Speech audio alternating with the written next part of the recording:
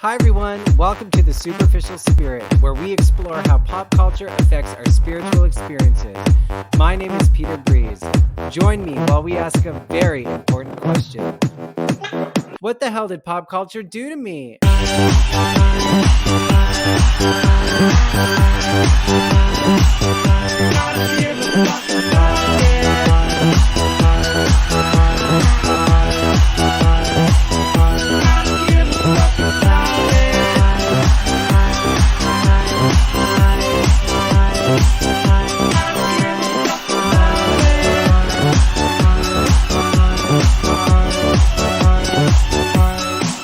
Hi everyone, welcome to The Superficial Spirit. Hope you're doing well. Thanks for joining me again today. All right, I'm doing another celebrity episode, and I know that I think this is the third week in a row that I've done them, or 3 recent episodes. But you know what? The Britney thing is happening. I'm a huge Britney fan. I've been waiting for an opportunity to do an episode about the Queen of Pop, Britney Spears. And the documentary came out, Framing Britney Spears, and I think this is a great opportunity for me to do my deep dive into why I love her so much, and how what I think about all this stuff. I mean, when I actually, when I first started this podcast, I did record a solo episode about Britney, her career, and how I felt it had affected me, and her presence in pop culture, and what that did to my own personal growth. And I always found that our lives paralleled each other's, in the way that when she was a manufactured pop star, I was in high school, I was in a performing arts school, I wanted to be, a polished artist. I was going to acting and dancing classes, and I was performing a lot in my life. When I got into the club scene, Britney started going to the club scene. She took her first break from music, and it was the first time we were seeing her in the tabloids outside of the, perfect pop persona we had seen for so many years when she first started.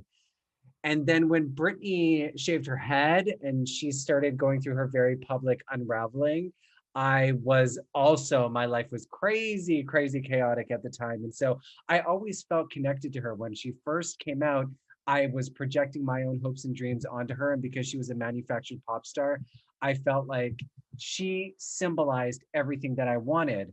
And then when I got into the club scene and I tasted my own kind of fame, and she was in the tabloids a lot, I felt like, again, she was symbolizing the lifestyle I wanted. Even though she wasn't performing as much, I felt like the tabloid culture I was so inspired by. And let me tell you, I have been so reflective about that in recent days because of the Free Britney documentary. Or it's not a Free Britney documentary, but because of the documentary, and just I think the pandemic, I've been doing a lot of reflecting, and also I'm getting older. There's a lot of factors that contribute to this new perceptive. Oh my God, it's been a long week. Whew. But basically, it's crazy to me now that I look back and see that chaotic, toxic, excessive tabloid culture that was in the early 2000s, early to mid 2000s, and how I craved that so much. And I wanted so bad to be in the middle of that mob of paparazzi. And only now we have people like Paris Hilton and Britney coming out and giving some insight into what their lives were like at the time and what brought them to that point specifically. Paris said she created that image as a defense mechanism and as a survival tool because of the trauma she faced growing up. That is exactly the same reason why I went to the clubs.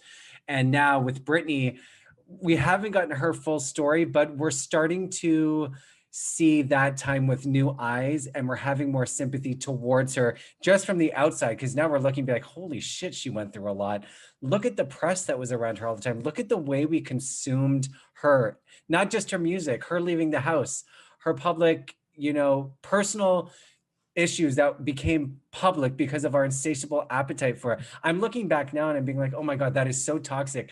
I lose patience if I'm in a grocery store and somebody's walking too slow. So I can't imagine what I would be like as a celebrity if I was going through an intense life situation and I had 50 photographers around me screaming in my face. I don't know what I would do. Also, it just popped into my mind. Justin Bieber recently said he was annoyed because he was releasing new music, and the press, every time they wrote about his new project, they were using a photo that was years and years old from a time in his life that was really dark for him.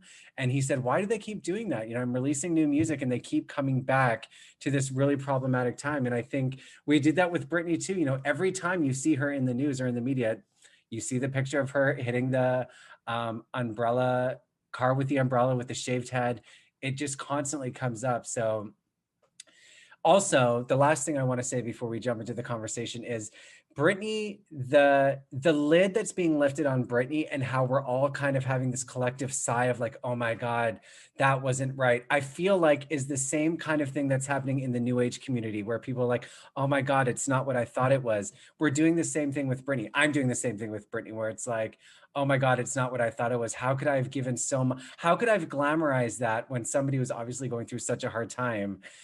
And looking at the way the paparazzi acted and the way that we consume celebrity gossip, how could I have glamorized that in the same way? Like, how could I have been so stupid to believe some of the new age concepts that I so blindly followed? Anyway, it all comes together in my life, which is why I get so excited. And today, I've been having the best conversations with Britney all week. I wish you guys could hear all of them. Like, I've been tweeting so much directly to Britney, and oh, directly to Britney, and also just all my gay friends. We're talking about Britney. We grew up with her, and this is a big moment for us. So today I'm talking to somebody named Kody Christiansen, who I met years ago when I bought a one-way ticket to LA. I left Calgary and moved to Hollywood on a one-way ticket. My mom cried in the kitchen because I went there, and I met him. And at the time, he was the biggest Britney Spears impersonator. He was on Tyra. And we fucking tore through Hollywood, honey. We tore through Hollywood. So I think he's a perfect person for me to talk to about this, because I know that he has a huge connection to Britney too. And I'm so curious to see what he has to say about it all. So without further ado, honey, please welcome Kody. I think he's in New York. Nobody interviews ever in Toronto. Oh my God. Yep, I can hear you. Hi. All right. Hello. How are you? It's so good. Technology. It's good to see you. How are you? I'm good. I'm really good. We both look the same age. So beautiful, taut. Oh yeah, perfect. We haven't aged. It's like we're just back in Hollywood. Oh, the good old days, huh? How many years ago was that? That was like 2000, what, Oh, four, shit. five? Oh, we don't say years. Honey, we're both actors. We never give away the year. We'll just be general. We're going to generalize everything. Yeah, okay, I like that. A while ago, we met in Hollywood. We'll just say Yeah. that. Yes. A few years ago, we met A in few Hollywood. years ago. Yeah, not too long ago. Feels like yesterday. Yes, exactly. Uh, we were knocking down doors and of the clubs on Hollywood Boulevard. You know, I was before we got on this call, I was trying to remember some of the names of of the clubs. Like they were so big and so hard to get into. And I just remember this one that was like it had this big red door, it was like a huge door, right? And there was a Hmm. big guy that stood outside. But for the life of me, I can't You remember. know what? It could have been a few. LAX was really big. Um, LAX Geisha. wasn't that around like the side LAX? Yes, it was. And it was right beside Rock Bar, which was Tommy Lee's bar, which is where we went with Tommy Lee and Nick Carter. Oh my, you did? Yeah, can you not see? Yeah, on a podcast, I guess you can't see what I just did on my Oh fingers. my God. They Yeah. okay, well, we have to okay. Oh my God. Now I'm just getting so many flashbacks. Well, Rock Bar, I knew the DJ, so because I was underage, I was only, oh, we're not talking about that. Right. At the time I was younger. And so, I mean, going to LA at that time, to me, I was from a city in Calgary, city in Canada. So it was going from like the middle of nowhere essentially to the epicenter of all the things I was obsessed about. Like you had all the clubs that celebrities went to, the paparazzi were there, they lived in the Hollywood Hills. It was very much like me walking into Disneyland. And the clubs, I had a list of the clubs from the tabloids, and I before I met you would just stand outside of them and I would watch the paparazzi come and go. A few times I got drunk and I would like charm my way into the clubs. And then you and I don't know when we joined forces, but once you and I connected, that's when, I mean, we were really wild. Yeah. Needless to say, yeah. I think I got to LA not too much earlier than you, like maybe like a year before, coming from Fort Worth, Texas, which is probably the same thing. Like it's like small town, mid cities, you know. Literally in Texas, there's like stockyards where there's like cows and horses where they're selling stock. So for me, it was like it was the same. My eyes were wide open, you know. But I had I had lived in New York for like a year before that when I was doing the Britney Spears body double. Uh, you know, Yes. we'll go into that a little bit later.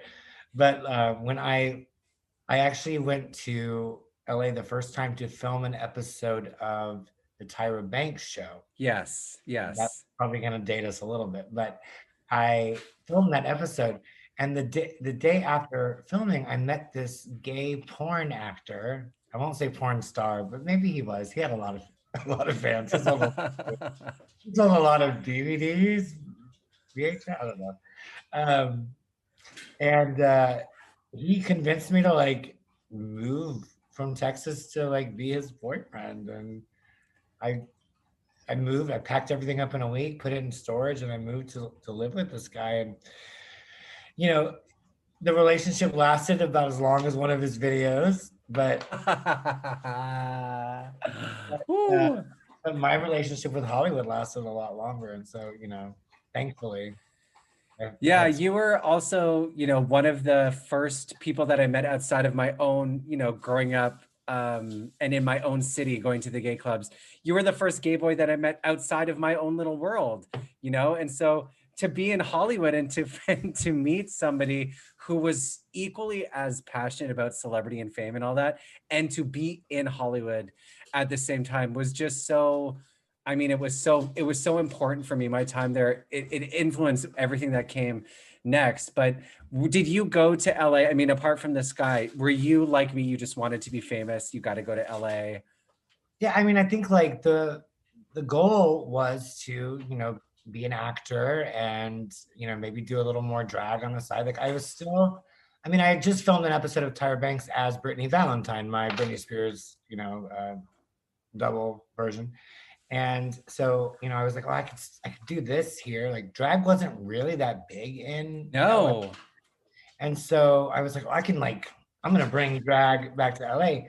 But then, when we started going to these clubs and stuff, and the drinks became more important, the getting to know the paparazzi became more important, and eventually like the drugs became more important. And Oh, honey. Oh, yes. Doing cocaine in the Hollywood Hills. I mean, I thought there was nothing more pivotal. Like it was like the pinnacle of human experience to be fucked up in the Hollywood Hills. And honey, I did that. And it was at the time, it was fucking night. I was younger. It was very exciting. And the line of like going to Hollywood and experimenting and then going to Hollywood and losing yourself is like thinner than tooth floss. yeah, Tooth floss. Yeah. yeah, I think you got it right. Yeah. It's been a long week. It's very true. It's like, especially in that time when Paris and Lindsay and Brittany were all over the tabloids, and like we wanted to be them. We wanted to be in the photos with them. Like I literally wanted to be Britney Spears, and I was Britney Spears in New York for like a year. Like Yeah. magazine Yeah. pictures, I was all over the news, all over the world. Um, but it's like you're right. It's like it became that fine line because yeah, we were having fun and we felt like we were like living a certain dream. But if it's like if we were someone looking from the outside, we might be like, damn, they were wow, they're really wasting their time. They wasted a lot of time. Or if we had, for me, I look back, there was one smaller bar called Scorpion, I think. And I was so drunk one night and I was just standing outside getting people to go into the bar. I was just like, come in, come in. And the owner was like, if you want to do this, like if you want to promote the bar on the regular, I'll pay you cash. And of course I was I just was so young and fucked up. I didn't have the wherewithal to see what kind of opportunity that was. You know, if I had a little bit more stability, I could have been like, that could have been my anchor in LA. That could have been a job that could have set me off to stay there a little bit longer. But I was way too distracted by the fact that, you know, we could literally go out every night of the week and had a high chance of meeting celebrities. And before we get into Britney, I want to talk about some of the specific stories I remember with you, because they're wild to talk about, and I don't think we've actually reminisced since then. But one of the ones that stand up to me, we're trying to get into Club Mood. Club Mood was where like, yes, Mood. Mary-Kate, this is where Mary-Kate Olsen and like Paris Hilton had gotten into a fight because Paris stole Mary-Kate's, I don't know, I don't remember. It was basically where all the celebrities were all the time. Yeah. And it was the hardest.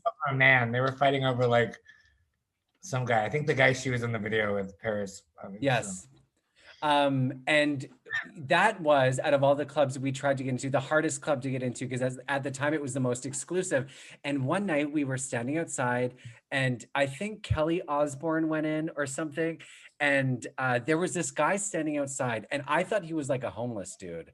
And he saw us trying to get in. He's like, you guys want to go into the club? And you went and talked to him. And I was like, oh my God, Kody, don't talk to him. Like, he's a crazy person. And then this guy who I thought was a homeless person was like, I'm the owner. And I was like, no, this is going to be so embarrassing. He's going to say he's the owner. He's not going to be the owner. But he ended up being the owner, and he got us into the bar. And I remember being like, holy shit. And that night, I think Jamie Foxx was there. I remember dancing on the dance with all the Playboy bunnies. Yes. And I remember like, it's so funny. Like I did a lot of drugs and alcohol since then. Like I'm 5.5 years sober now. Woo! Yes, that's great. So, but now when you tell me these stories, I remember like I can put myself there, and yeah, I think I remember becoming sort of like cool with that guy, and so I remember going into like Mood more after that, because like we had a connection. And I remember I took my friend Lisa there one time, and I got so wasted. Like I forget who I was dancing with. It was somebody. It was like not Katy Perry. She wasn't going out. It was, I think maybe it was Lindsay. Like I was like eyeing her across the room or whatever. And they kicked me out. And so I was so messed up that I went behind the building and I tried to climb the fence behind the building, right? And I got back in because I climbed the fence, because when you're drunk and high at, you know, how you can like scale walls apparently. And then I remember getting physically removed from that building. And so, you know, as much as I like was able to charm my way in, I was just as easy to like yeah, there's a really low there's like, again, in Hollywood, it was like that fine line of be a spectacle, because that will actually serve you, and also don't be a mess. Like you have to be over the top enough to get in, but if you cause a scene too much, they kick you out. And you're right about Club Mood, because we got into Club Mood right before I had to go back to Canada, and I was on the fucking plane, and you had your sidekick. I remember you always had your sidekick, and you messaged me on MySpace, because that's when MySpace and I was on my flight home, and you're like, when are you coming back? I'm at Club Mood, and I'm looking at the Olsen twins right now. They're so cute. And I was like, I remember feeling like I had failed. My life was over because I had to leave Hollywood, and you were at the club with the Olsen twins. It was really hard to leave. Yeah. I mean, it took me a long time to like step foot outside that 5-mile radius of West Hollywood and Hollywood. Like once I got in, like I got sucked in, you know. I mean, I ended up finding a really good job at a cake shop in West Hollywood. I remember, yeah. And like the owner is like a father to me now, you know. It's like, and you know, I made enough money that like I was going out like every night for years, you know, and it's crazy. It's crazy. Yeah. And the other thing that I really want to make sure we get all these stories in, because fuck, the night we went to Rock Bar, Tommy Lee and Nick Carter were there. I looked like Aaron Carter at the time, still kind of do. And I was wearing a backwards hat, and Nick Carter and Tommy Lee came in, and you were like, oh my God, Nick Carter's here. And they were looking at me because I looked like Aaron, and you went over to the table. Again, you instigated a lot of it, thankfully. And we ended up like doing shots with them all night. And then we left at like 5 a.m. And there was paparazzi outside, and they thought I was Aaron Carter. It was magical, right? So cool. So cool. And I mean, I think that was the night that I'm like looking around, like, is there somebody who's gonna hear this? Like thousands of people are gonna hear this. But that was the night that I'll just say a certain celebrity that you may have mentioned in the last sentence, and I went to the bathroom and did a little cocaine. And at one point he sprinkled a little cocaine on his very famous, you know what, and asked me to lick it off, and I did. So there's that story. I don't think I've told that story a few times, but I don't think I've ever told it in detail, like in a public space. Like I remember that night really wanting to get coke and being like, how do you ask a Backstreet Boy if they have any cocaine? And obviously they did, because they kept going to the bathroom. But I do remember you going to the bathroom with that rock star. And also I think you were in drag that night, but you're like, I should be in the next video. Your next video is Pamela. And you were trying to like get into his music video. But that's LA. You're just constantly, how do I get myself sandwiched in between celebrities and, what they're pumping out into the world? It's like this crazy thing. It's funny. Like I became like good friends with him. Like I would go there to that bar often, and I would drink for free. Even when he wasn't there, they knew me. They would let me drink for free.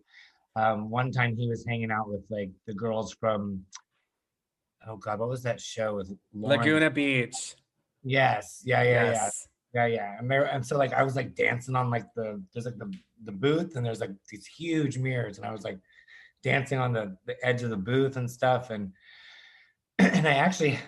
we swapped phone numbers, and we texted for a while. Crazy. Yeah. So the reason why I thought it was a good time to have you on is because the Britney documentary just came out, Framing Britney Spears. And again, when we were in LA, Britney was just about to have her second kid. It was when the paparazzi was really crazy, but it wasn't at the point that it got to eventually, like when she shaved her head and stuff like that. And, you and I would make friends with the paparazzi and basically text them the celebrities who were inside. And in exchange, they would take our picture when we left the club. So we got to feel like stars, which is fucking amazing. So I'm curious now, like you did the Britney drag thing, and you bring up a good point. When you were doing that and you were on Tyra as Britney Valentine, Drag Race was not a thing. So when regular people saw drag queens, it was very much as like a sideshow circus thing. Like they weren't, I thought it was cool, but they were very much like a freak show still. And I feel very lucky that I was very passable. Like, I mean, I looked like Britney Spears back then, like, especially when I was living in New York, and I was working at her restaurant. Like I would come in some nights when they had big events, and I would, look like Britney Spears. And there was this big stairs and catwalk in her restaurant. And I would like go up the stairs, like the doorman would pretend to be my bodyguard. And I would like wave down to the audience and dance, and people would scream thinking Britney Spears was there. And like I had taxi cabs with kids stop, like almost run me over, like, Britney, can we get your autograph? And like I used to have drinks with Jamie Spears, and I can tell you he drank a lot. There was one night I'll never forget. Him and I were drinking at the restaurant. It was like 3 a.m. They were closing up, and he just looked at me with all seriousness and had a couple drinks, and he just looked, he's like, you really do look like my daughter. Were you in drag at the time? Oh yeah. I don't think I went to NYLA. I only went to NYLA like twice as Kody. One time the first time I met Britney, I was me, and I had this really cool headshot of me as her that I had signed for her and stuff. And when I walked into the owner of the hotel where the restaurant was at, he told me the night before at a party, he's like, I'm gonna let you know Britney Spears will be here tomorrow having lunch. Her and her. And so when I he's like, be here at this time. And so I didn't want to be like weird and like go dressed as her, you know? So I went as me, and I had this beautiful headshot. Erin Cobbett, who had photographed her a couple of times. I got to wear a Patricia Field outfit that Britney had worn, and so it was a beautiful photo. And so I go in, I had it signed, and I see her sitting across the room and with Jamie Lynn, and they're having lunch. And Jamie Lynn's so little at this time, it's so cute. And so I'm just like, I'm kind of frozen. I'm like, there's Britney Spears. Like, I have had her pictures on my wall for years. Like, I literally wanted to be her, so I became Britney Spears, right? And I just didn't get up couldn't get up the courage to go say hi to her. And so she gets up to go to the bathroom, and so she walks right behind me. Oh my God. Her bodyguard downstairs to the bathroom, and I'm like, Kody, this is your one time. Like, I didn't know what was going to happen afterwards, but Kody, this is your one time. Like, you've got to do something. So I go downstairs with the picture. I hand it to the bodyguard, and I say, can you please give this to Britney when she comes out of the restroom? And he's like, sure, right? Could have thrown it away, could have done whatever, right? So I go back up to this bar. I'm having my salmon with mashed potatoes, which was so good there. And about 5 minutes later, I get a tap on my shoulder. Oh my God, I'm gonna faint. It's Britney Spears. And she's like, oh my God, is this you? And I'm like, yeah. She's like, you look so pretty. I'm like, girl, I look just like you. And she's like, oh my God, yeah. She's like, you want to take a picture before I leave? And I'm like, yes. And so that picture of us ended up in the Inquirer, ended up in the UK's Heat magazine, like all of like ET and all those shows and stuff. It was like, Britney befriends drag impersonator. Drag impersonator. Yeah. Oh my God. And, wow. That was way before Drag Race. I actually worked with RuPaul in New York. She let me do one of her like shows at a club in New York, right? And we're really dating ourselves. And then when I met her again in Los Angeles, she was like, I'm thinking about putting on this show. Maybe you'd want to do it. And like, I was like, no, I can't. I can't sew. I can't do any of that now. And now look at it. Yeah, and look at Derek Barry. Yeah, Rue, call me. Derek Barry too. I've got stories about him, but okay.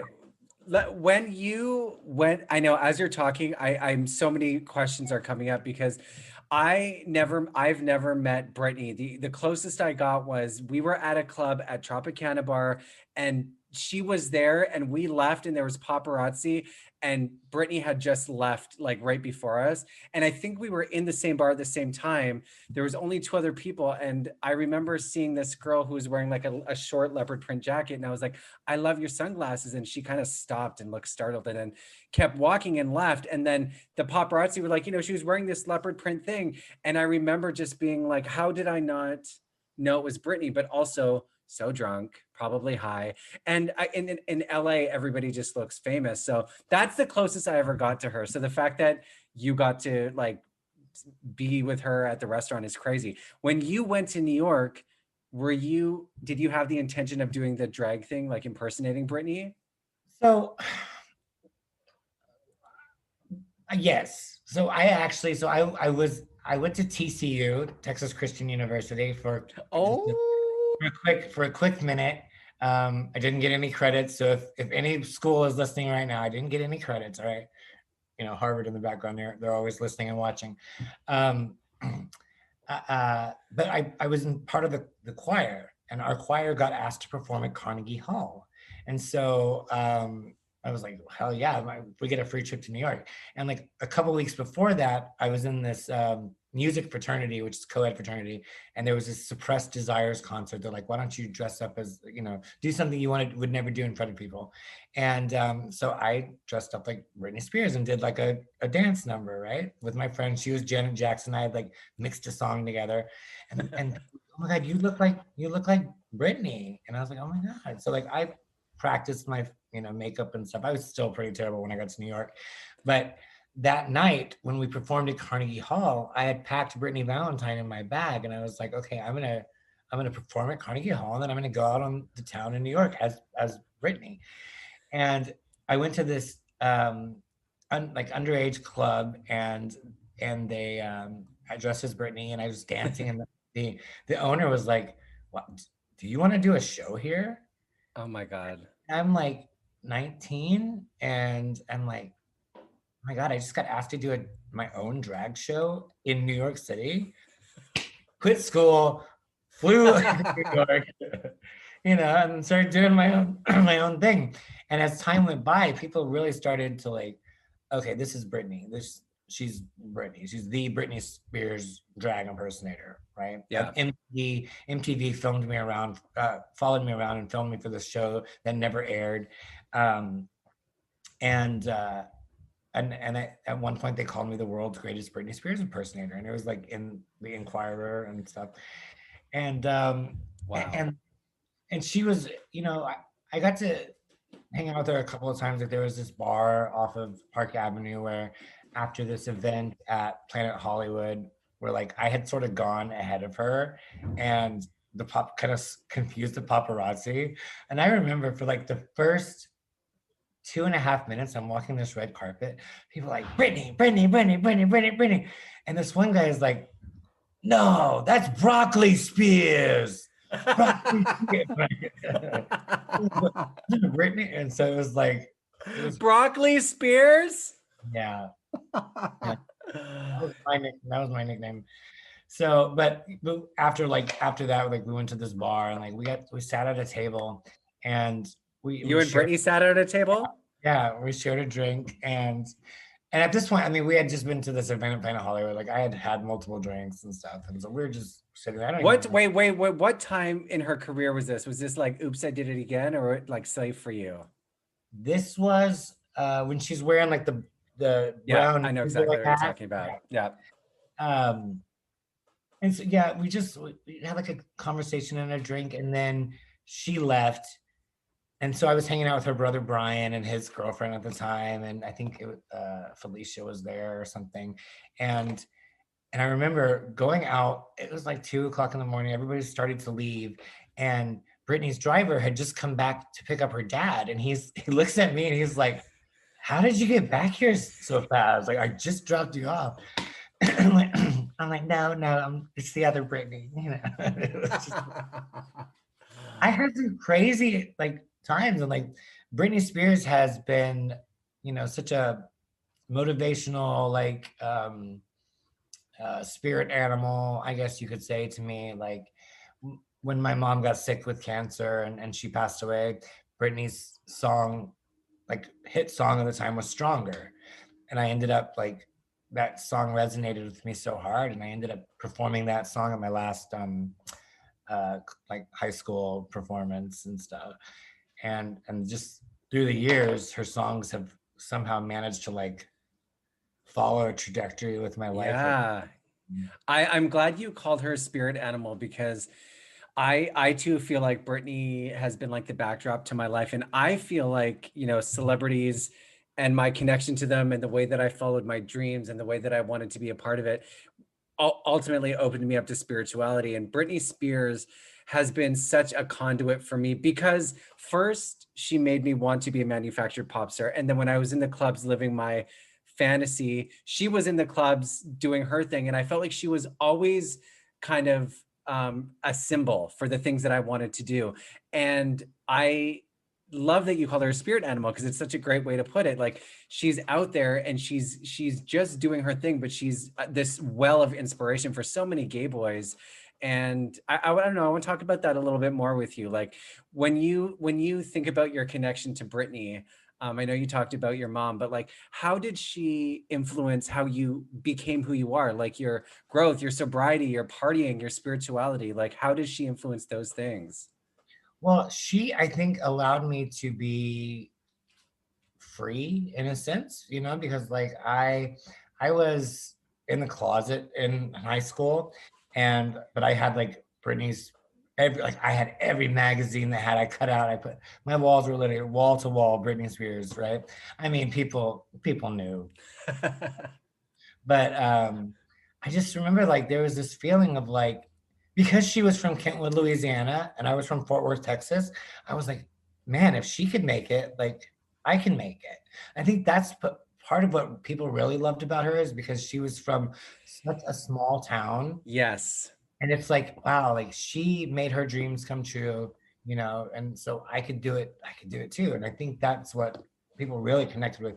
And she was so like down to earth, and like you could tell like she loved what she did in the beginning. And I mean, she still loves to dance, obviously. Check out her Yeah. Instagram. Um, but it was just like she showed me that I could really do whatever I wanted to. And then I ended up literally walking in her steps for a year, you know, and it was pretty, I got to taste what it was like to be Britney Spears, and it was crazy. It was crazy. Like I remember the night we went to that Planet Hollywood event, it was for I think it was for Crossroads. Yeah, it was. Oh, now I'm really dating myself. It was like the premiere of Crossroads, and like the guys from BB Mac were there, and Oh my God. her Anson Mount, the guy who was the star in the movie, was there. But I was dressed as Britney, and like I went down to the gift shop, and people started like banging on the windows. They were like banging on the windows, right? And so the manager at Planet Hollywood had to put the shades down. Times Square, Planet Hollywood had to put the shades down on all the windows on the lower level because people were banging on the door thinking Britney Spears was looking at t-shirts. Wow. And just imagine that for decades, like I mean, everywhere she went. I always say like I feel so lucky because I could like go home and take the wig off and throw the boobs in a drawer, you know, and like Yeah, I could then walk out of my house the next day as Kody. But like, you know, she doesn't have that she couldn't option. do that. Didn't have Yeah. that You've met a lot of famous people, and one of the criticisms I think that Britney has always had is that she's fake, she's manufactured, she's controlled. And how would you compare her to other celebrities that you've met? Wow. I have met a lot. You have, yeah. They working at the cake shop too. Like I delivered Beyonce's baby shower cake to her mom's house. What? To Yeah. Tina's house? Yeah. And Tina is amazing, by the way. She is so nice, so down to earth. So Um, rich. um God, like I don't really have like I don't think I have like a bad story. I mean, usually No, but like, I'm either like delivering a cake to a celebrity, and I mean that's a happy day unless the but cake is is Britney, I mean, because people think she's so fake, and then you hear all the time she's so down to earth. So when you meet some, you know, people say don't meet your heroes, for example, because you meet somebody that you idolize and you're like, oh, they're just like, they're not what I thought they would be, or they're just a regular person, which can be disappointing. So with all of your interactions with Britney, did she live up to your expectations? Yeah, because I expected her to be a Southern girl like me. You know, I was like, these Southern girls getting together. Yeah. And so to me, it was that. And I heard her for her words. She's like, you know, on stage, I'm Britney Spears. That's a character. Like she has said that many times. Like she has said, Yeah. like, that's That's who not I me. am on stage, right? And like you have to take her for her word. Like off stage, she's silly. She's like fun. She's, you know, a normal girl from the South who, you know, she started her career really young, and she hasn't had the chance to like really just live life like a normal person. So she hasn't really had that chance to like kind of grow up like some of us Yeah. have. You know, like she's always had people that were there to like help her do something or whatever, you know. So I feel like maybe she's still, even though she's lived so much and been through so much, there's still this like childlike sense to her where she's Yeah. like, I need to do this on my own. Like, Yeah.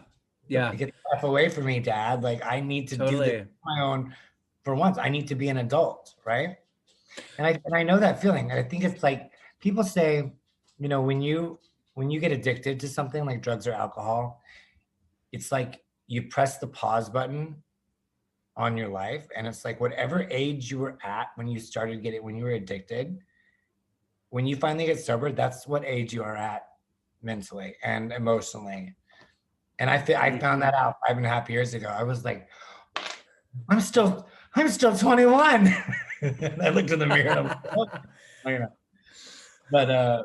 But you know, yeah, I've heard that about fame. Like you become really famous when you're 16, then mentally it's really hard to escape that type of thinking because you essentially start living in a bubble for the rest of your life and people just treat you like you're a celebrity, and I think you miss the growth opportunities that regular people have.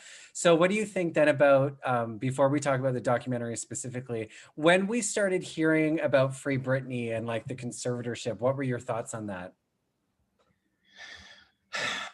well, I wanted to hear from her. You know, I really wanted to hear like what she had to say about it, right? And so I feel like there were some conspiracy things going on, especially when it came to like her Instagram. They were like, oh, Yeah. like they, you know, they were controlling her Instagram. They were making her dance and stuff. And I'm like, no, y'all, like that's probably the one place where she has freedom. She can post whatever she wants. She can dance. Like, I mean, I've made some dancing videos in my house because I love to fucking dance. Like, give me a Yeah. fucking break. Like, that's what she likes to do. Like, give her a fucking break. Pardon me for getting so like upset, but I'm just like, that's what she wants to do. We don't criticize you for like the cat videos you post on your Instagram. You know what I mean? Exactly. That's what she enjoys. She likes posting pictures of flowers and fairies and she's always loved fairies. God, go back in the Yeah, she has a past. tattoo. She's always loved fairies and butterflies and flowers and stuff. And it's like these people, they expect her to be the Britney Spears that she is on camera, on the stage. And I'm like, that's not who she is. Yeah. But when I started looking deeper into what Free Britney was, past those conspiracy theories, and I found out that it was like, you know, someone's like controlling her whole life, you know, that sucks. Yeah. You know, and I actually, funny that you mentioned that. I just ordered a Free Britney hoodie that's coming on Tuesday. Oh, I So need to get one. I was thinking about that actually too. I agree. The conspiracies I was never really hooked on. I mean, yeah, it's fun to be like, you know, people are looking for hidden messages that she's asking for help. And I think social media just kind of brings that side of people out, especially when there's no definitive answers. They want the answers, so they create them. And I agree with you. I think she has always liked fairies, butterflies. That is very her. And I don't know. The conspiracy thing never really took hold of me. Um, I do think that there's something messed up. Like she's being controlled, but she was able to do the Vegas residency, release all that music, make millions and millions of dollars. So that doesn't really add up. However, there are unsealed files of her mental health issues that nobody really knows. So how do we know that she doesn't want and need and is accepting of the help to keep her money and her finances in order? Because maybe she knows at some level that she doesn't want to even risk going down that road again, because when she was going through her public issue with the press and the shaving of the head, she probably learned a lot from that. And the one thing we don't know is what is behind all of the doctors. We don't know. That's what I find that always stops me. Like, do I think she needs to be free? Yes. Should she be able to drive her car and see her friends and go on her cell phone? Yes. But I also don't know why it was put in place in the first place. I think too, like if she is capable to do a show every night and do interviews and photo shoots and all that, make music videos, she should have the autonomy to assign who she wants to, if she wants someone to take care of her finances. And that's why this latest thing where just as of like today or yesterday, like Yeah. a court said that her father can't be the sole Yeah. decider. Now this bank that she wanted is like now going to help. So I think we're going to get there slowly but surely. And I think this documentary really brought out some much needed things. And I think what hit me the most was like the interviews from the past where Oh my God, I they asked her know. about her boobs and they asked her, you know, they blamed the whole Justin thing on her and like, and I and then you see all those paparazzi and stuff. And I remember like it didn't feel that way. Like it didn't feel that way back then. And it's like, why weren't we awake to this kind of stuff? And like, why did we, you know, want so badly to be photographed by 50 paparazzi? And I know. It's fucking wild. The interviews too. I mean, yeah, the boob thing was like, can you imagine if that happened tomorrow to Ariana Grande or whatever new pop star is out? Like that would not fly. And at the time, I was just talking to a friend on Instagram about this, how people always used to call Britney a slut. They always used to call her a slut, but that is also back then what people called pretty, confident women who wore makeup, did their hair, and wore nice clothes. They were always called sluts. And looking back, I'm like, wow, that was such a common part of how we talked about women in the media or somebody that you saw at the mall. And years and years and years of, she can't sing, she's dumb, and she's a slut. It's like conditioned. They conditioned you with this, right? She doesn't sing her own stuff. It's all this. She's only doing this, and you're like, you get conditioned to like, okay, well, that's how it goes. Like, I think the whole world has just woken up this past year. I mean, we've been through so much, and we've seen so much inequality and injustice, and it's just like we've all been slapped in the face with like, this is life, like This is what we are. Yeah.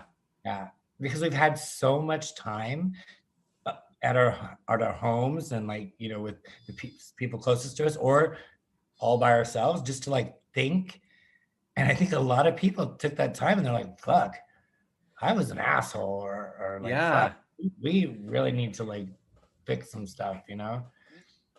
So I'm hopeful that when the world finally opens back up, everybody gets their damn vaccine, like there will be some sort of lessons learned, and like the Roaring 20s will be roaring Oh my God. positivity, Yes, positivity. I was thinking like if you know I've been tweeting up a storm. I'm tweeting to Britney. I'm tweeting to everybody who's talking about Britney. And one of the things I said, because apparently after the documentary, there's an increase in the helicopters around her house. And I'm like, damn, like, are you joking? The whole documentary is essentially about how we went too far and give the poor girl a break. And then the press is like, we need to cover her. But I was thinking, if she gets free, the conservatorship is lifted, or at least altered to the point where she can live a relatively normal life. And can you imagine she starts going out and about and the paparazzi do the same fucking thing? How sad that would be. Yeah. There has to be, I think, some new like rules put into place. There has to be some laws made. Yeah. I mean, I have a couple more years of college, but when I get done, I'm gonna go back to like West Hollywood and be on the city council. I might run for like like Hollywood council or something. Oh my God, that would be so cool. I remember like them talking about paparazzi laws back when we were in Hollywood, and I was like, why would you ever want to stop the paparazzi from taking your picture? So yeah, hopefully, I mean, all we can do is hope for the best with Britney. You said you talked to Jamie. I know this is like incredibly speculative because you don't know him at all, but when you hear in the media that Jamie Spears is like a negative influence on her, does that resonate with you based on the short time you had around him? Well, I knew him when he was drinking. Like, I don't know if he's still drinking, but they did talk about his his drinking, and it was a lot. Like, he did do it a lot. And so, I mean, I don't know if like I was in the headspace where I was like, oh, he's my dad too, y'all. Oh I was really in the Britney thing, but I don't know. I didn't. I had like a different sort of like relationship with the family, and so for me, it Yeah. was like, I wasn't like I wouldn't say I was like in with the family, but like I did go to like Brian and his girlfriend asked me to go to this bar one night, and I mean, I was sort of cool with them, yeah. And then I do remember, so years and years and years went by, and I was working at the cake shop, and it was Preston and Sean's, I want to say, fourth birthday or third birthday or something. And we made this monster truck cake for them, right? And they asked me, my Cake and Art in West Hollywood asked me to deliver it. And so this was like the first time I was going to see Britney in years, right? To her house. Yeah. So I drove up to her house and I had this cake, and the cake had the wheels on the cake had crumbled on the drive up. So I had just had this shell of like this body of a fire truck, monster truck cake, and the wheels had crumbled. And I get in there, and I think it was like Lynn or Faye or Fee or something, and like they're like, oh my god, like what this we can't give it. We can't show this to Brittany and the kids. And I'm like, all right, Kody. And I was hungover, of course, because I was still drinking back then. I was hungover. I'm like, fuck, I'm not gonna see Brittany right now and have this messed up cake. So I'm like, find me a monster truck toy, right? Find me a toy, right? And so of course, thankfully, like the universe has been so good to me over the years. Like magical things have happened, right? All the table centerpieces were fire truck toys with flowers in them, almost the same size as the cake. So I go into this private room off the side of her kitchen and I like break the wheels off this fucking toy and I like put them into the cake. And so then I go out and I deliver this cake to Brittany and the boys, and she's like, oh my God, it's so cute, you know? And like part of me wanted to be like, do you remember me? Do you remember all the times like we hung out and stuff? But I was just professional. I was, I was representing my cake shop. And so I just sort of like, I lit the I put the candle in for her and I left. But it Oh was my like, God. it was just, I mean, you can Google, like you can see like, if you Google monster truck cake, Britney Spears, you'll see like a helicopter shot of it and stuff. Wow. You were in her house? Yeah, we were out the backyard, everything. But then it was just like she was so happy with her kids and her family was there and everybody was, it was just a kid's birthday party and it was so like normal. Like Yeah. I just wish people could like, realize like she's a normal human being. I know it's like fun to call her Godney and all this stuff, but she's a girl from Kentwood, Louisiana, y'all. Yeah, I know. And that that's my struggle. Like what I'm going through right now is like, who am I? The real question is, who the fuck am I without my connection to pop culture and celebrity culture? It has been my identity my whole life. I lost it a little bit in the clubs because I wanted to be fucked up and famous. But you bring up a good point. Calling somebody Godney and like putting her on this pedestal is part of the problem because it makes you want to see what she's like at all the time when she's just sitting at home watching TV like everybody else. And like I always, I know this is gonna sound weird, but like whenever like I have to meet somebody or I have to like I'm feeling intimidated by someone, I always just imagine them on the toilet. Because everybody poops. There's a whole book about it. But if you imagine someone on the toilet, you will never be intimidated. I love that. Like I just think like whenever like Donald Trump was like just Oh God. worst person in the world, he's doing all this stuff and everybody thinks he's so much power. I just imagined him on that fucking golden toilet and I'm like, he is, Yeah. Yeah. And it's just, it works. Anytime you meet somebody or like you're going into like an interview with like a boss or something and you're like, oh my God, like I'm so nervous, just imagine them on a toilet. There you go. I love that. That's great advice. There you go. For all the masses. Now, I do want to spend a little bit of time talking about how far you've come and how much your life has changed because, girl, we were both hot messes back then. And I know, I've been sober for now almost 3 years and I love it. Best decision I ever made was to change that lifestyle and to move in a new direction. But it took me years and lots of attempts. And it wasn't just the drinking and the drugs for me. It was the identity and the loss of like, who am I without this? Like what I just mentioned. So, you 5.5 years sober, you're in Harvard. Like what? That's so cool. Yeah. Thank you. Yeah. It's like after you left Hollywood, like I spent many more years like drinking and using drugs and like I missed going to my grandma's funeral because I couldn't go. Like I couldn't go back to Texas for many years because I didn't want to go back as like I left Texas to become famous and like make something for myself, right? And there was no way I was going to go back as a drunken alcoholic drug addict, right? And so obviously I didn't go back for a long time.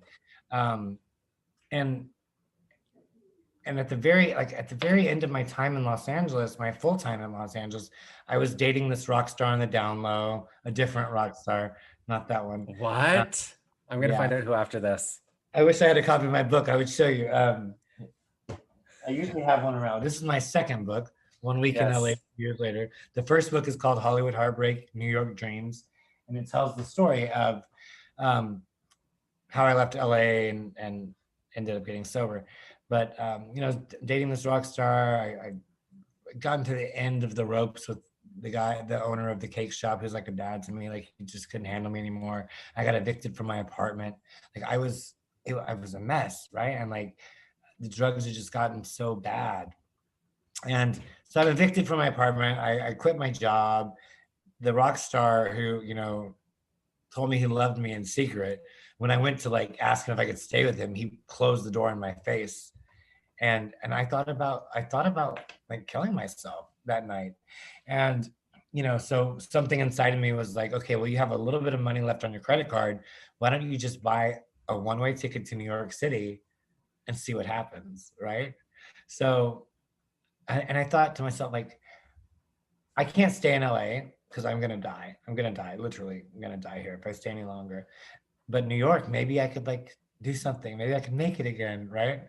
So I bought this one-way ticket. There's a whole. You'll read the book, and there's some crazy stories about how I went from the door of the rockstar's house to the airport, to the plane. Finally getting on the plane, but I ended up in the homeless shelters in New York City, and I was in the shelter system for about 2 years. I went to 4 different. I went through 4 different homeless shelters. I got kicked out of the first 3 for being a drug addict, and I'm talking. I was in the homeless shelters with ex-cons, drug addicts, people who have mental issues, people who just lost their way. This plethora of people. And I was one of the people getting kicked out because I was I was caught amongst all the other people. And so I finally get to the 4th shelter, and it's at the end of the E line, which is, I would say, just miles and miles and miles away from Manhattan, at a YMCA. And it was Gay Pride weekend. And so I was like, oh, I'm going to go out. I'm going to get drunk. It's going to be great. So I go out I take the train all the way into Manhattan. I talk my way into this gay party where the drinks are, flowing for free and stuff. And then the next day I wake up back at the shelter, and I have no idea how I got back. Right. And I start vomiting. I'm like barfing into this fucking, plastic grocery bag. And I'm starting to cry because like I can't stop vomiting, right? And I'm trying to drink water, and I just can't. And I thought, fuck, I'm gonna die, right? And at that point, I'm like, I don't fucking care anymore. Like I don't care, right? And so I didn't die, obviously, but I felt like it. And so as I kept going through it, and then I was able to I was able to get up after like vomiting for like almost a day. And I was able to walk to this bathroom at this shelter that I was at. It's like 45 rooms on one floor, all men of all different ages and types and stuff. We shared one bathroom with 2 stalls, 1 urinal, and 3 shower stalls, right? So I had just been vomiting and like feeling like I was going to die. And I finally get up the energy to walk to the bathroom, to use the bathroom. And I get to the bathroom door, and I look down at the floor, and there's a pile of human feces right in front of the door. Oh my God. And I looked at that pile of shit on the floor, and I thought to myself, your life is shit. Your life is literally surrounded by shit. This is not your life. And so it was like, as crazy as it sounds, I mean, my rock bottoms have been insane. I was hit by a car when I was blacked out, woke up in a hospital with a catheter in my penis one time in Los Angeles. I was beat up by a crack dealer in the projects in the Bronx. And that wasn't my rock bottom. My rock bottom was a pile of shit in front of a bathroom at a homeless shelter. And it was like it was this image in my mind that if I ever think about having a drink again or picking up a drug, I just see that pile of shit on the floor in that homeless shelter. And I think to myself, I am never going back to that. So I skirted around that shit. I went to the bathroom and then I went back to my tiny little private room in this shelter. And I decided that's it. I'm done. I quit cold turkey. And here we are. Cold turkey. You didn't go to meetings or anything? No. What? And I just, God. Because I knew that I wasn't shit. My life was not meant to be shit. So it was like, how did you do that though? Because so many people, I think, have been, I mean, your story is pretty wild. You've experienced a lot of rock bottoms, like you say, but without a program, I guess you're really strong-minded. Like, did you have a few moments maybe that you almost started drinking again and then you powered through? Or did you just decide that day and then it was like, nope, I'm moving on?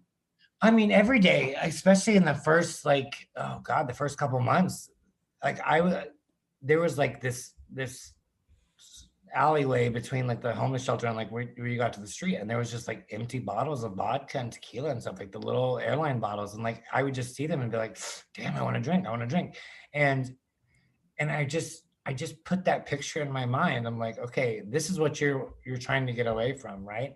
And so I started working with my case manager at the homeless shelter. We ended up finding an apartment for me, like the city, the government helped pay for an apartment. And once I got my own apartment, I started to like really feel like a normal human being again.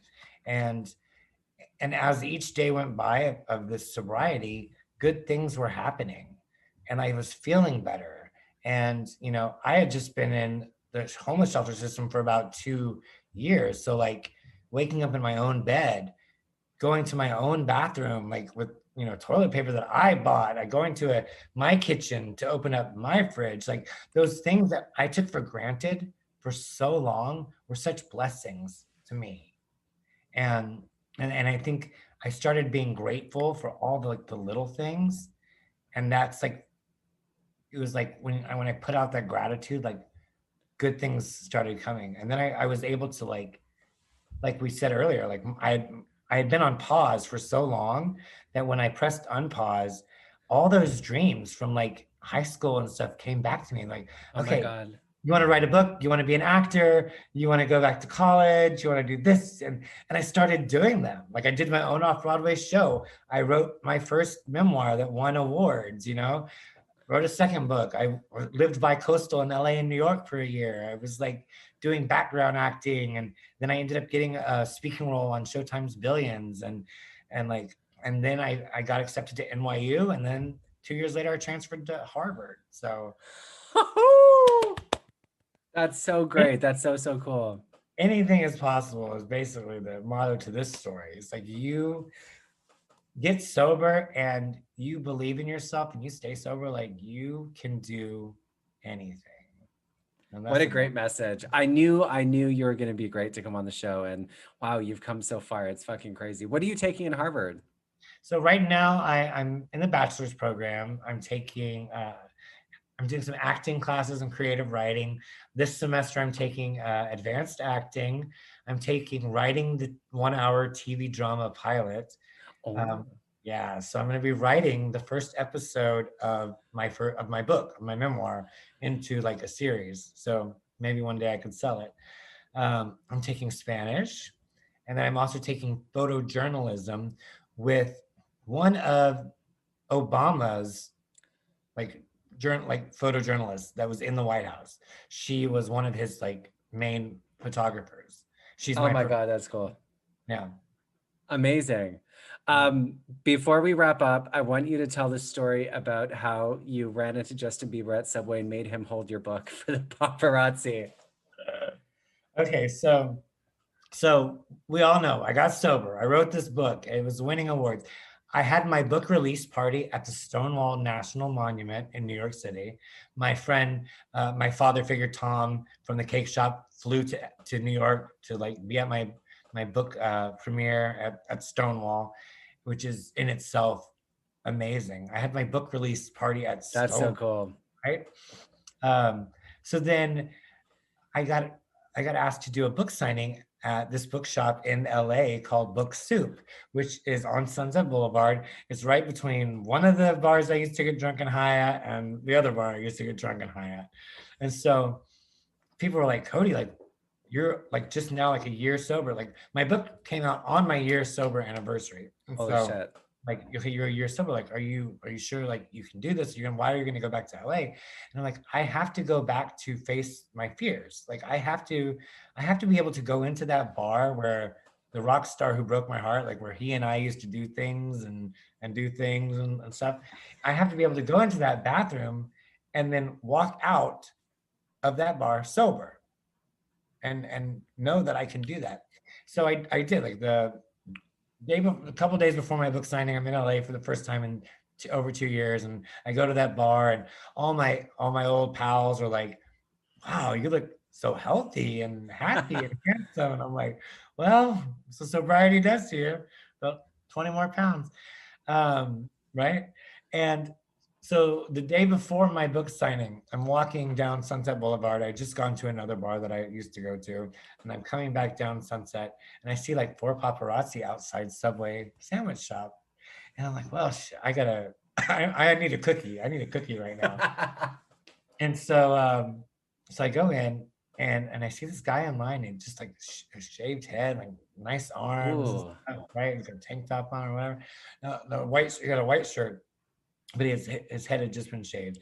And so I look and I'm like, this it's Justin Bieber, right? So like the 14-year-old girl inside of me is like, oh my God, Justin Bieber. But the guy was like, what's up, right? So he looks at me, he's like, right? So he orders his meal, his sandwich and his milks and whatever. And I order a couple of cookies. And he gets up and he goes to pay for his meal. He puts his card in the machine and it gets declined.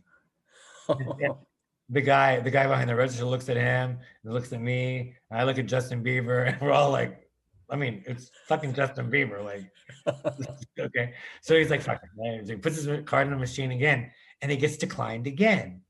And we're like, oh, he's like, now he's upset. He's like, fuck, like I'm gonna have to go back outside. And like we turn around to the door and now there's 20 paparazzi outside. They had all heard that Justin Bieber was in Subway. So now there's 20 paparazzi. And as you know, we know the paparazzi. We know, I knew exactly what they were gonna say if he had to walk out of there without his meal, go to the car, get another credit card, come back. They're gonna be, oh, you fucking broke, blah, blah, blah. Like, we know how they were gonna react, right? Mm. So I touched Justin Bieber on his shoulder. Excuse me. I was like, I got this. Don't worry, I got this. He's like, what? Are you sure? I'm like, yeah. It's no problem. Like, I would do it for anybody, really, somebody gets their card declined in the grocery store or whatever. You're like, I got it. Don't worry. So he's like, yeah, no problem. So I paid for his meal. He's like, wow, thank you. Thanks so much. So he was really nice. And I was like, what are you doing tomorrow? And he's like, well, I was like, I have this book signing tomorrow. Could you come? And he's like, well, I'm actually flying out from town tonight. I'm like, oh, well, here, take this with you to read on the plane, right? So it's funny that you mentioned it. So he walked outside. There it is.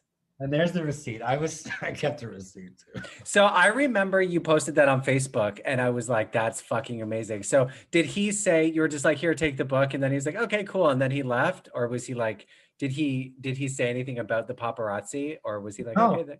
No. I think it was like divine intervention. I mean, it had to be divine intervention because there's no way on earth in a normal world, Justin Bieber's credit card would get declined. Absolutely. And it's like I walked into that Subway. It's me. I'm a witch. I'm an angel. I don't know what happened. I walk in, his card gets declined, and then I end up having a copy of my book with me, and I give it to him, and he takes it outside with him, and it goes national. And then okay, here's the worst part, right? So the story breaks. I didn't tell anybody that I had bought his meal, right? Because I didn't want to like embarrass him. Apparently, the paparazzi had gone inside and talked to the guy behind the counter, and they had watched, they had seen what had happened. And so the story read, random fan buys Bieber's lunch. Now look, I like Bieber. He's a cute guy. Some of his songs are great, but I'm not like a believer. I'm not like a random fan. And so I went back to New York, and all these stories were coming out. I'm like, that sucks. Like, there's a really good story here. And so a friend of this customer of mine at the restaurant I was working at in New York happened to work for the New York Post. And he's like, well, I know somebody at Page Six. Like, if you want to tell your side of the story, I'm like, yes. And so he's like, okay, well, what is your side of the story? Why would I want to print this? Why would anybody want to read this? And I said, well, because a year ago, I was in a homeless shelter, vomiting into a trash bag. And now I'm buying one of the biggest celebrities in the world his lunch when his card gets declined. That's the story, right? And so he printed that, and it went global, right? I got so many like messages from Brazil. I couldn't read any of them, but I was like so happy.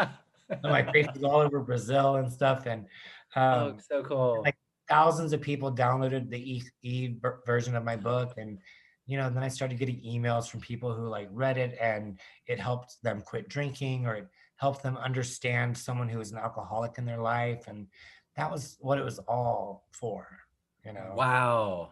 That is so cool. Thank you, Justin Bieber. Holy shit. No, he never paid that. Never. How much? $16. He never gave me the $16. Well, you know what?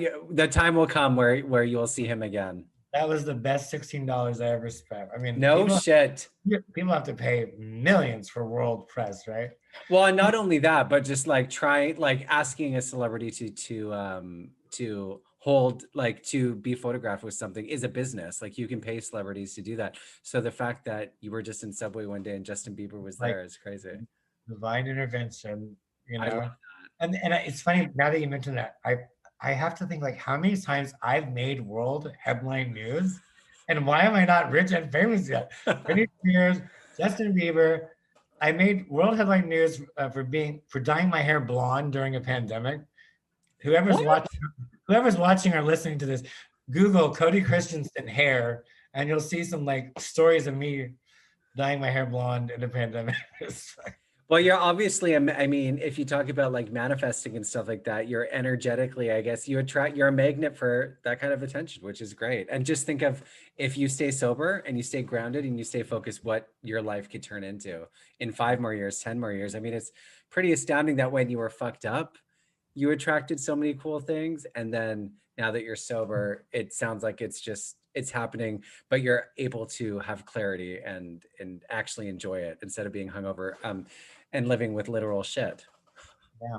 And I think the most important part of like what we didn't realize when we were seeking out the paparazzi and seeking out the fame is that it's not about the money and the cars and the houses. It's about how you affect other people and how you can inspire other people to do good with their life.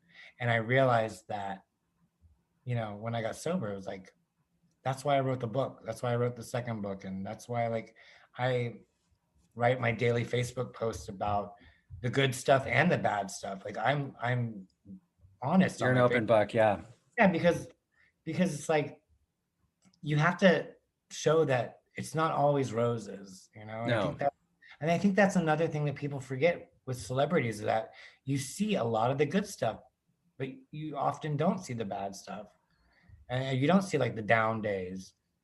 And I think and like the down days that are just bad days behind closed doors, like you maybe hear about the scandals, but waking up with anxiety or waking up with depression is not something that anybody would know unless you told them. So I think you're right. It's good to open up. And I honestly feel inspired by our conversation today. So you inspired me, honey. Oh, girl. Thanks so much for coming on the show. And I feel like I need to have you back again so we can dish more about all the different stories you have about celebrities. We'll just do like a whole like. I'll have to like let me note some down. Yes. I have to go back through my memory banks. Yeah, start writing them down and then you can come back. I'm gonna press stop now because I want to find out who your rock star boyfriend is. Okay. Read the book. Okay. Thank you so much, Kody.